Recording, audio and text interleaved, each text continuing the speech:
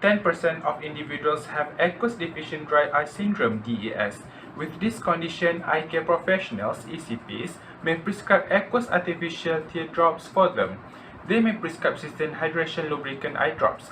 Yes, the application will increase the thickness of the tear film, but does the increment of the thickness is significant?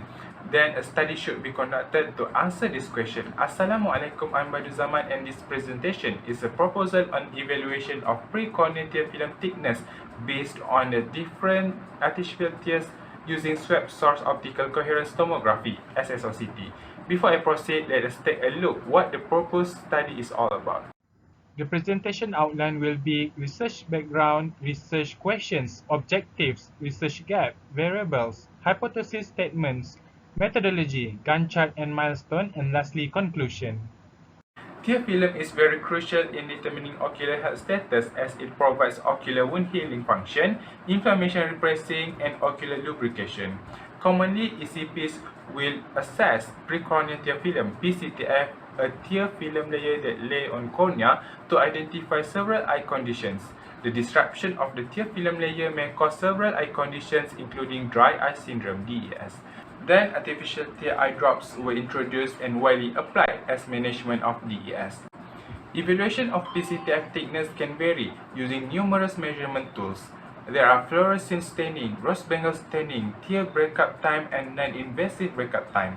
Also, there is an application of optical coherence tomography (OCT) in invasive tear measurement assessment.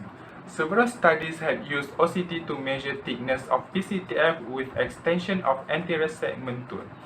Alright, back to the issue. Applying artificial tear drops can increase the PCTF thickness. Somehow, the significant difference of PCTF thickness after the application of artificial tears remains undiscovered. Thus, the study sought to measure the PCTF thickness in application of two different formulations of artificial tears using SSOCT. The research questions are: is there any significant difference in the application of two different formulations of artificial tears in precorneal tear film thickness? And second, is there any significant difference between pre and post application of two different formulations of artificial tears in precorneal tear film thickness? This study embarks on the following objectives. First, to measure the thickness of precorneal tear film before and after installation two different formulations of artificial tears. Second, to identify any significant difference in precorneal thickness between pre and post application of two different formulations of artificial tears. Wang et al. Have conducted a study regarding changes of lower tear meniscus on post-installation of two different artificial tears using Fourier domain OCT, FDOCT. This research paper can be a guideline to perform an assessment on changes of PCTF thickness on post-installation of artificial tears with some modifications on methods and discussion in order to meet the objectives of this study. The method applied in the study can be applied with modifying several parts according to stability of study objectives. Marculi, Sobizade, Tanbriggs, and Coronio conducted a study in assessing the impact of Optiv and Optiv Advanced on tear film stability and quality in an observational period of an hour compared to saline. The authors used tear film keratograph breakup time and tear film lipid layer thickness (LLT) as observation variables. On account of the variables, the eye drops applied are lipid-based tear film, while this proposal proposes to apply sustained hydration lubricant eye drops which are designed for aqueous deficient dry eye according to variables in PCTF thickness changes. The method somehow is very beneficial for the proposed study as the manipulated and constant variables are the same. Other than that, several inclusion and exclusion criteria can be applied with some modification and that is suitable. Workmeister et al. Conducted a study in measuring PCTF thickness using ultra-high resolution optical coherence tomography (UHR OCT). The study provides the extension of several software including freeware software ImageJ and Dijkstra algorithm. This will help in flattening the curvature of cornea so it is easy to measure the thickness and measure the enlarged image of cornea with appropriate value. It is the best if three softwares: OCT software, freeware software, ImageJ, and Dijkstra algorithm were applied in measuring PCTF thickness. Zaid, Bakar and Issa conducted a study on the efficacy of two commercial artificial tears, which are Cystine hydration lubricant eye drops and Optiv fusion lubricant eye drops, in the management of DES. The study used questionnaires and tear breakup time (TBAT) as the observation variables.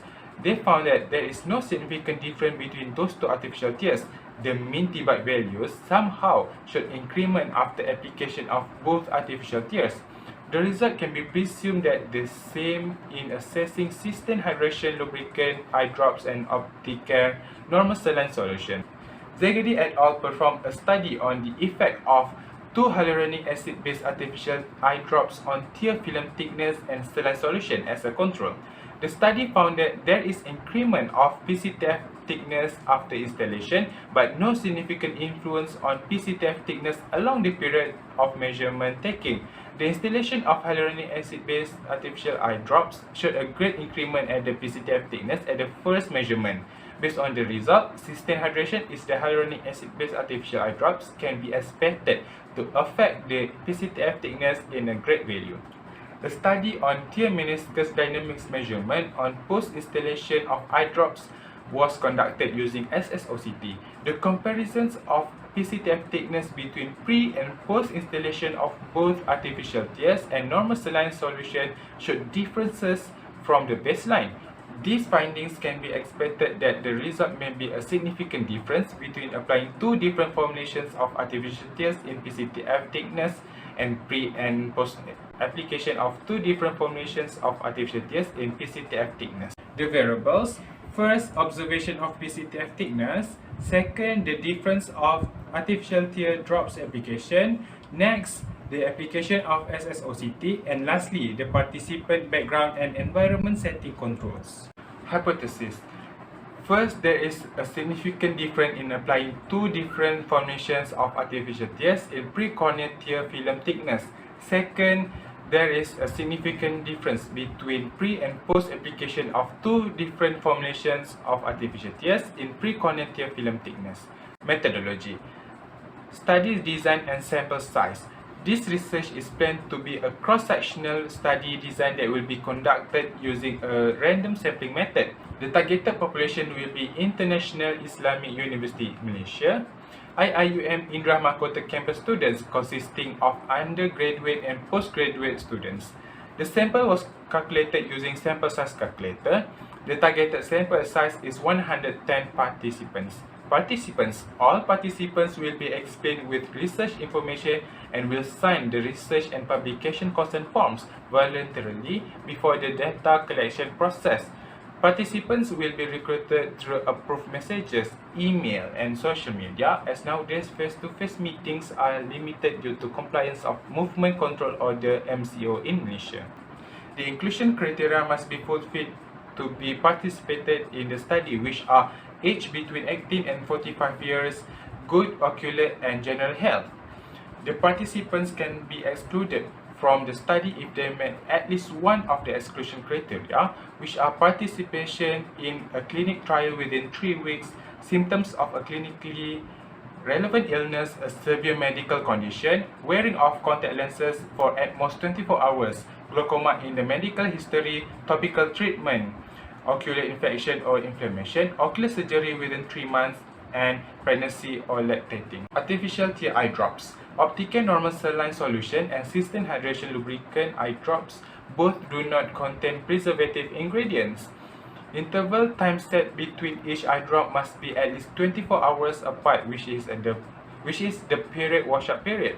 The artificial tear eye drop volume is 60 microliter in order to imitate the size of an eye drop expelled from an eye drop bottle. The installation also will be into the inferior palpebral fold using a pipette.